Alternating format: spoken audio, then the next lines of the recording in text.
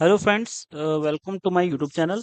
दोस्तों, अगर आप अपना नया घर बनवाने जा रहे हैं और कोई कॉन्ट्रैक्टर देख रहे हैं अपने घर के काम के लिए, तो ये कुछ पॉइंट्स हैं जिनको आपको अपने एग्रीमेंट में जरूर लिखने हैं। होता क्या है, जनरली जो अपना घर बनवाते हैं, नया घर बनवाते हैं, तो उनको उतनी नॉलेज नहीं होती है। और लास्ट में जब कॉन्ट्रैक्टर अपना बिल देता है लास्ट में, तो वो बिल इतना ज़्यादा होता है या उसमें कुछ चीज़ें नहीं होती हैं। तो उसकी वजह से होता क्या है, या तो दोनों में बहस होती है और या लड़ाइयाँ होती हैं, जिसकी वजह से कहीं कभी कभी तो नौबत कोर्ट कचहरी तक भी आ जाती है। तो दोस्तों, हम इस वीडियो में आपको कुछ ऐसे पॉइंट बताएंगे जो अपने एग्रीमेंट जब आप बनवाएं कॉन्ट्रैक्टर के साथ, तो ये पॉइंट्स आपके एग्रीमेंट में जरूर होने चाहिए, ताकि ये सब चीजें आगे जाके कोई प्रॉब्लम ना हो। तो दोस्तों, हमारे चैनल को सब्सक्राइब जरूर कर लें आगे इस तरह की वीडियो देखने के लिए।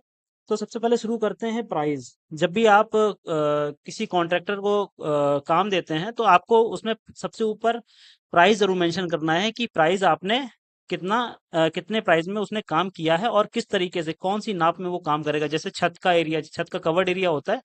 जैसे मान लो 150 रुपए स्क्वायर फीट किसी ने लिया है और आपका एरिया 1000 स्क्वायर फीट है, तो 1000 × 50, इस तरीके से आपको प्राइस जरूर लिखना है। ठीक है। और फिर दोस्तों, हमारा दूसरा पॉइंट ये है कि टाइम पीरियड। आपको अपने एग्रीमेंट में टाइम पीरियड जरूर मेंशन करना है कि आपका कॉन्ट्रैक्टर कितने टाइम तक आपका काम खत्म करके देगा। और उस टाइम के बाद अगर वो काम डिले करता है, तो उसके कुछ पेनल्टी उसके ऊपर जरूर लगनी चाहिए, ताकि कॉन्ट्रैक्टर थोड़ा अलर्ट रहे और आपका काम सही से और जल्दी करे। ठीक है दोस्तों, उसके बाद अपना थर्ड पॉइंट है आपका पेमेंट मोड।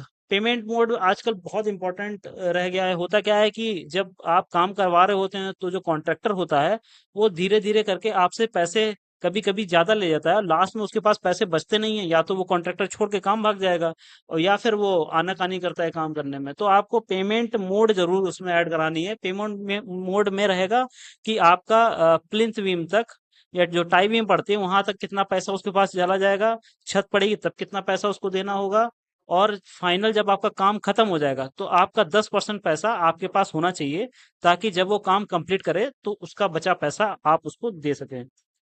ठीक है। तो ये पॉइंट है। उसके बाद आप फोर्थ जो पॉइंट हमारा है, वो स्टेकेस और टैंक, मतलब जीना और टैंक। होता क्या है, जनरली जो रेट पे ठेकेदार काम करते हैं, उसमें जीने का और टैंक का रेट अलग अलग होता है। इसको लोग डबल नापते हैं। मतलब जैसे आपका जीने का अगर एरिया निकल रहा है 100 स्क्वायर फीट, तो वो आपका 200 स्क्वायर फीट हो जाएगा, मतलब 200 × 150।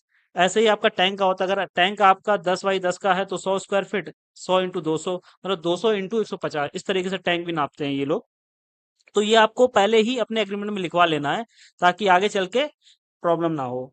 फिर हम बात करते हैं छत। जब आपकी फाइनल छत पड़ जाती है, जैसे 2 मंजिल आपने बनवाया, एक मंजिल फिर दूसरे मंजिल में छत की जो फर्श होती है, वो कॉन्ट्रैक्टर के काम में इंक्लूड है या नहीं है, इसको भी आपको ध्यान देना है। इसको अपने एग्रीमेंट में लिखवाना है कि वो छत बना के देगा या नहीं देगा। ठीक है दोस्तों, उसके बाद हमारा पॉइंट आता है पैरापिट वॉल। इसमें बहुत दिक्कत होती है। मतलब काम जब आपका छत पड़ती है, उसके बाद मालिक से बड़ी बहस होती है कि उसने दीवार, जो आपका पैरापिट वॉल है, वो इंक्लूड है नहीं है, आपको बना के देना है। तो ये आपको जरूर लिखवाना है। पैरापिट वॉल होता है दोस्तों, जो आपकी बाउंड्री वॉल होती है छत पे, 4 फीट की, 3 फीट की, जितनी हाइट आप रखेंगे, उसको पैरापिट वॉल बोलते हैं। उसको इंक्लूड करना बहुत जरूरी है। आप अपने एग्रीमेंट पे ये लिख दीजिए वहां पे कि आप पैरापिट वॉल हमें करके देंगे। ठीक है दोस्तों, उसके बाद हम बात करते हैं एलिवेशन की। होता क्या है, जनरली ठेकेदार एलिवेशन में बोलते हैं कि आपका जो एलिवेशन है, जो भी आपका फ्रंट का एलिवेशन है, मतलब मॉडर्न कोई एलिवेशन बना रहे हैं, तो उसके चार्जेस अलग से लगेंगे। और अगर आपका प्लेन सिंपल है, वो तो नॉर्मल, जैसे छज्जा निकलेगा, बालकनी निकलेगी, तो उसमें नॉर्मल जैसा बेसिक जो बनता है, वो तो वो बना के देगा। लेकिन अगर आपका कोई एलिवेशन डिजाइन आपने कराया किसी आर्किटेक्ट से, वो उससे बनवाना है, तो उसका चार्जेस वो लोग अलग से लेते हैं। तो ये आपको उसमें मेंशन जरूर कराना है। ठीक है दोस्तों, ये कुछ पॉइंट्स हैं जिसको आपको फॉलो करना है। और एक पॉइंट ये है कि आपको प्लास्टर वर्क, होता क्या है, कॉन्ट्रैक्टर होता है वो सिर्फ फ्रंट में प्लास्टर करके देता है, क्योंकि आगे वो छज्जा होता है, वो कवर्ड एरिया में लेता है। लेकिन 3 साइड जो आपके ओपन रहते हैं, तो वहां पे वो प्लास्टर नहीं देते हैं। तो उसके लिए आपको पहले से ही अपने एग्रीमेंट में लिख के देना है कि आप फ्रंट में करके देंगे, या अगर कोई बाहर से कर रहा है, मतलब 3 साइड से अगर उसको अलग से कराना है, तो उसके चार्जेस आपके, जैसे 15 रुपए स्क्वायर फीट, 20 रुपए, जो भी कॉन्ट्रैक्टर ले, वो आपको मेंशन कर सकते हैं उसमें। तो दोस्तों, ये कुछ पॉइंट हैं आपको अपने एग्रीमेंट में जरूर लिखवाने हैं। अगर आप इन पॉइंट को अपने एग्रीमेंट में लिखवाएंगे, तो आप आगे चल के आपको प्रॉब्लम नहीं होगी, और आप कायदे से अपना काम फिनिश कर पाएंगे। दोस्तों, अगर हमारी वीडियो आपको पसंद आई हो तो हमारी वीडियो को लाइक कर दें और चैनल को सब्सक्राइब कर लें। Thank you.